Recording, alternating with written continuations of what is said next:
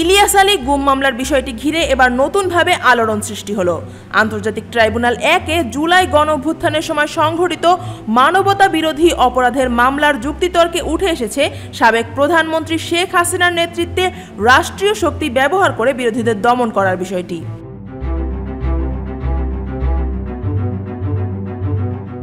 Chief prosecutor Mohammad Tajul Islam বলেন, শেখ হাসিনা চাইলে যা খুশি তা করতে পারতেন। তিনি এমন এক দানবীয় শক্তির প্রধান হয়ে দাঁড়িয়েছিলেন যার প্রভাবে রাষ্ট্রযন্ত্রকে রাজনৈতিক স্বার্থে ব্যবহার করা হয়েছে।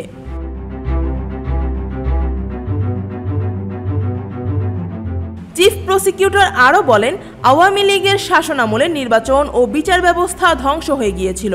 শেখ হাসিনা পালিয়ে যাওয়ার আগ পর্যন্ত বল প্রয়োগের মাধ্যমে ক্ষমতায় টিকে থাকার চেষ্টা করেছেন বলেও মন্তব্য করেন তিনি। এই মামলায় শেখ হাসিনার পাশাপাশি সাবেক স্বরাষ্ট্রমন্ত্রী আসাদুজ্জামান খান কামাল ও পুলিশের সাবেক মহাপরিদর্শক চৌধুরী আবদুল্লাহ আল মামুনকে আসামি করা হয়েছে। তবে মামুন আদালতে দোষ স্বীকার করে রাজসাক্ষী হিসেবে জবানবন্দি দিয়েছেন।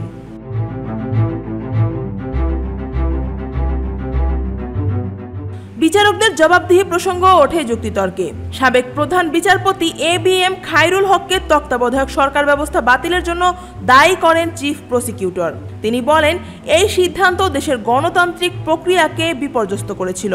এই সময় ট্রাইব্যুনাল 1-এর চেয়ারম্যান বিচারপতি মোহাম্মদ গোলাম মর্তুজা মজুমদার বলেন, বিচারকদের জবাবদিহির কোনো কাঠামো বর্তমানে নেই।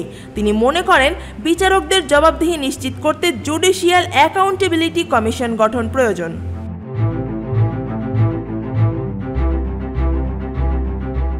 অন্যদিকে শেখ রেহানা ও সালমান এফ রহমানের একটি কথোপকথনের অডিও রেকর্ডও আদালতে উপস্থাপন করা হয়। 12ই অক্টোবর যুক্তিতর্ক চলাকালে এই অডিও শোনানো হয়। এটি আওয়ামী লীগ সরকারের পতনের ঠিক আগের সময়ের বলে জানানো হয়। অডিওতে শোনা যায়, শেখ রেহানা ফোনে সালমান এফ রহমানকে জিজ্ঞেস করছেন তিনি কোথায় আছেন। উত্তরে সালমান বলেন তিনি বাসায় আছেন। তখন রেহানা তাকে পরামর্শ দেন বাসায় না থাকতে। কথোপকথনের শেষ দিকে সালমান জানতে চান আপা চলে গেছেন কিনা।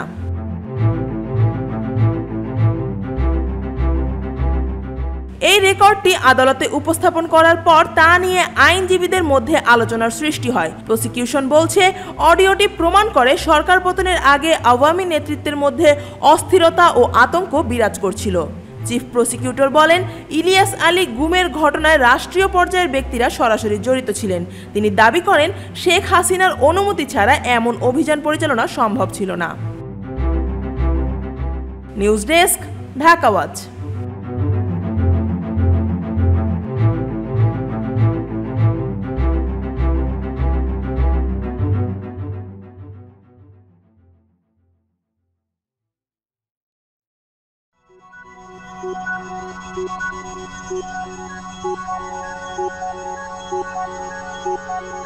Thank you.